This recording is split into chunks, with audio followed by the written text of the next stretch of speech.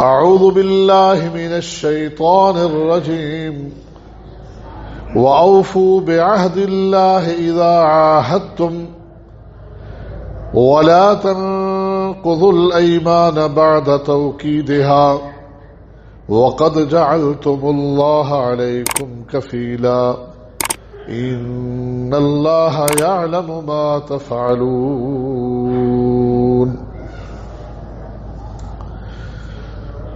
حمد و ثنا اور درود و سلام کے بعد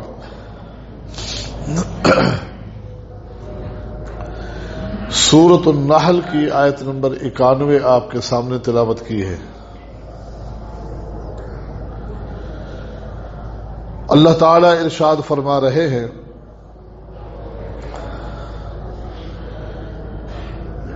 اور تم اللہ کے ساتھ کیے ہوئے وعدوں کو پورا کرو، جو کہ ایمان کی شکل میں اللہ کے ساتھ وعدے کیے گئے ہیں۔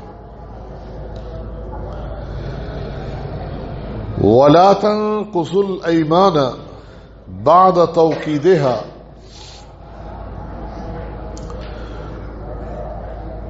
اپنے معاہدوں کو پکا کرنے کے بعد اور قسمیں دینے کے بعد ان قسموں کو مت توڑو۔ وَقَدْ جَعَلْتُمُ اللَّهَ عَلَيْكُمْ كَفِيلًا،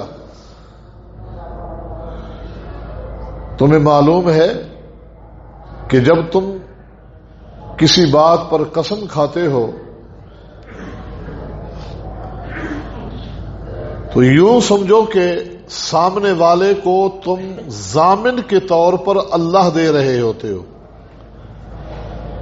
اللہ کو اپنا ضامن بنا رہے ہوتے ہو۔ وَقَدْ جَعَلْتُمُ اللَّهَ عَلَيْكُمْ كَفِيلًا، اپنے اوپر تم ضامن بناتے ہو اللہ کو۔ اللہ کو ضامن بنا کر کسی معاملے میں پیچھے نہ ہٹا کرو۔ ان اللہ یعلم ما تفعلون، بے شک اللہ جانتا ہے جو کچھ تم کرتے ہو۔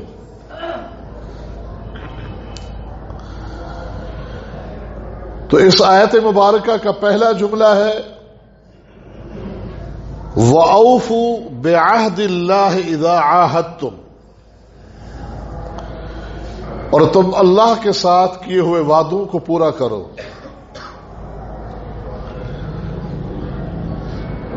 یہ کون سے وعدے ہیں جو اسلام و ایمان کی شکل میں ہم نے اللہ کے ساتھ وعدے کیے ہیں؟ ہم مسلمان ہیں، اسلام کو قبول کر چکے ہیں، ایمان میں داخل ہو چکے ہیں، تو اسلام کیا ہے، ایمان کیا ہے؟ یہ اللہ کے ساتھ کچھ معاہدے ہیں۔ حدیث جبریل اس حوالے سے کتب احادیث میں بڑی معروف ہے کہ سیدنا عمر فرماتے ہیں رسول اکرم صلی اللہ علیہ وسلم تشریف فرما تھے مسجد نبوی میں، ہم لوگ بھی موجود تھے۔ اطلع علینا رجل شدید بیاض الثياب وشدید سواد الشعر، اچانک ایک شخص سامنے آیا جس کا لباس انتہائی صاف ستھرا، بال کالے سیاہ، اور یوں لگ رہا تھا جیسے ابھی حمام سے نکل کر آیا ہو۔ لیکن تعجب کی بات یہ ہے کہ ہم میں سے کوئی شخص اس کو جانتا نہیں تھا۔ سلام کر کے وہ رسول اکرم صلی اللہ علیہ وسلم کے سامنے دو زانو ہو کر اس طرح بیٹھا کہ اپنے ہاتھوں کو اپنی رانوں پر رکھا اور گھٹنے ٹیک کر اللہ کے پیغمبر کے سامنے بیٹھا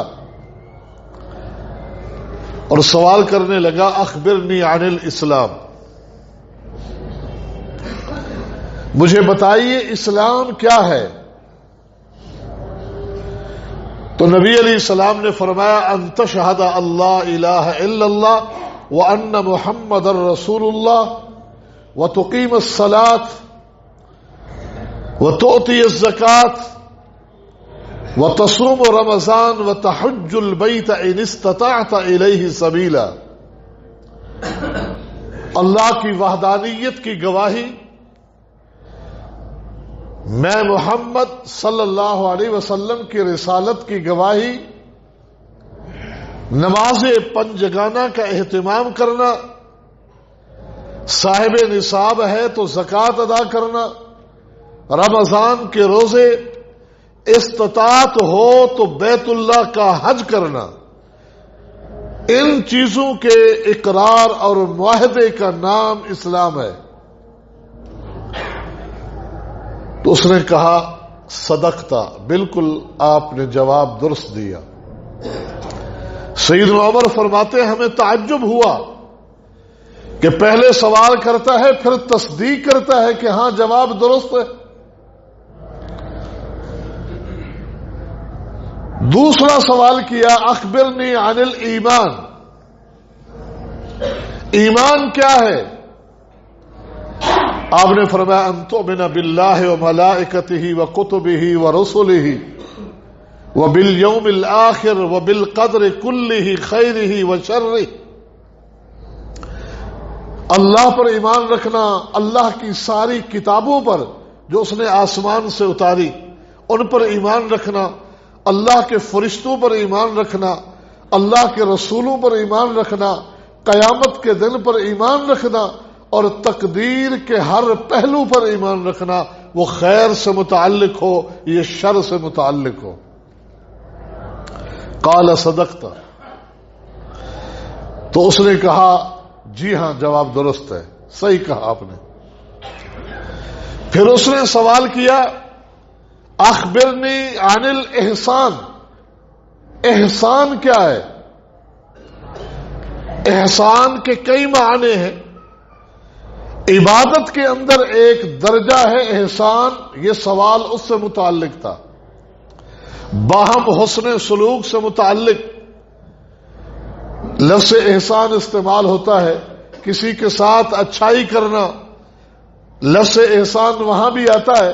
یہاں عبادت کے ایک درجے کے متعلق پوچھا گیا تو آپ نے فرمایا ان تعبد اللہ تعالی کأنک تراہ فإن لم تکن تراہ فإنہ یراک.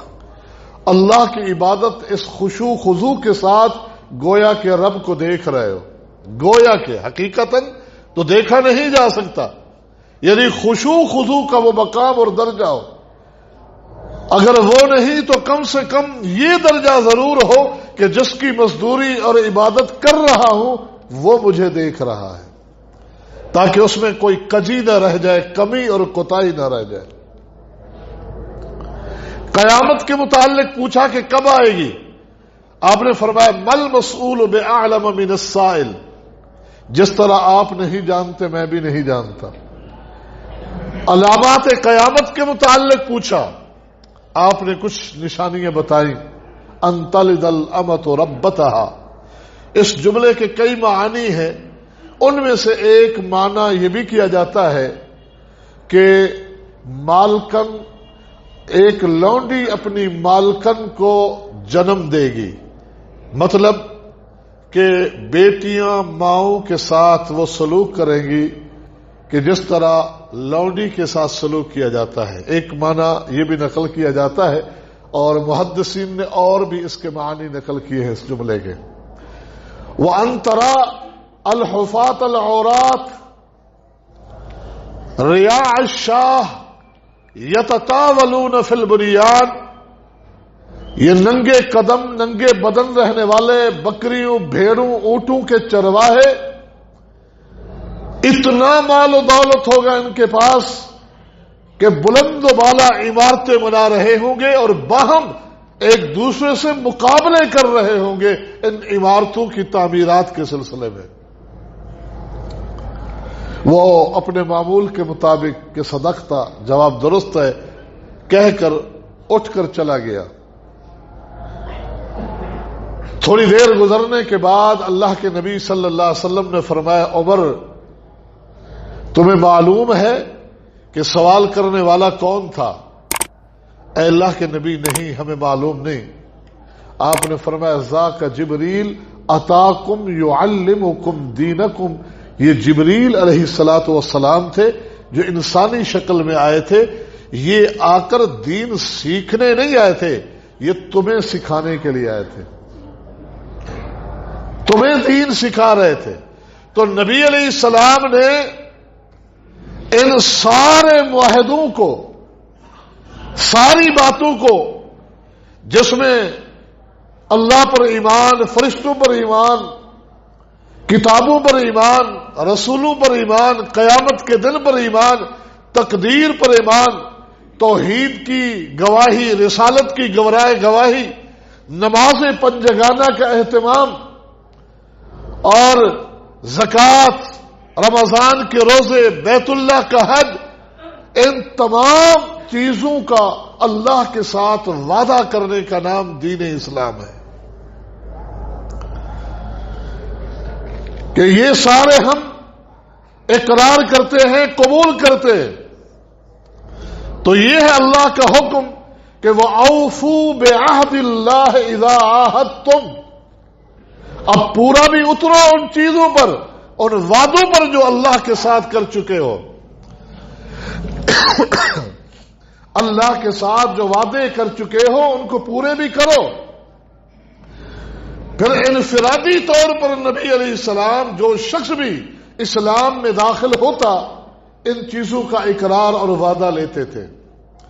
سیدہ امیمہ بنت رقیقہ صحابیہ فرماتی ہیں میں ان صحابیات کے ساتھ تھی، خواتین کے ساتھ آئی تھی جن سے اللہ کے نبی صلی اللہ علیہ وسلم نے ایک عہد لیا تھا۔ کیا عہد لیا تھا؟ آپ صلی اللہ علیہ وسلم نے یہ وعدہ لیا تھا ہم سے، اللہ نشرک باللہ شیئا ولا نسرق ولا نزنی ولا نقتل اولادنا ولا نأتی ببہتان نفتریہ من بین ایدینا وارجلنا ولا نعصیہ فی معروف۔ اللہ کے نبی صلی اللہ علیہ وسلم مردوں سے تو بیعت اور معاہدہ لیتے ہاتھ پر ہاتھ رکھ کر، اپنے ہاتھ پر ان کا ہاتھ رکھا کے، اور خواتین سے زبانی وعدہ لیتے تھے کہ اقرار کرو اللہ کے ساتھ کسی کو شریک نہیں کرو گی، آج کے بعد کسی طرح کی چوری نہیں کرو گی، بدکاری اور زنا سے اجتناب کا وعدہ کرو، اور یہ وعدہ کرو کہ اپنے بچوں کو قتل نہیں کرو گی۔ اس سے قبل دو وجہ تھی بچوں کے قتل کی۔ ایک قبیلہ صرف اپنی بیٹیوں کو قتل کرتا تھا، جس کے گھر میں بیٹی پیدا ہو وہ اپنے گھروں میں بیٹیوں کو دیکھنا نہیں چاہتے تھے، داماد کی آمد اپنے لیے وہ بے عزتی سمجھتے تھے۔ اور دوسرا وہ گروہ تھا کہ بیٹے ہوں یا بیٹیاں انہیں قتل کر دیتے کہ انہیں کون کھلائے گا کون پلائے گا، اس ڈر سے۔ تو اللہ کے نبی وعدہ لیتے تھے اسلام میں داخلے کے وقت کہ یہ حرکت نہیں کرو گے، ولا نأتی ببہتان نفتریہ من بین ایدینا وارجلنا، اور ہم سے وعدہ لیا اللہ کے نبی نے۔ سیدہ امیمہ فرماتی ہیں کہ ہم کسی پر بھی بہتان نہیں باندھیں گی، جھوٹ کی نسبت کسی کی طرف، جھوٹے قول یا جھوٹے عمل کی نسبت کسی کی طرف نہیں کریں گی، ولا نعصیہ فی معروف، اور اچھائی کے کسی بھی کام میں ہم اللہ کے نبی کی نافرمانی نہیں کریں گے۔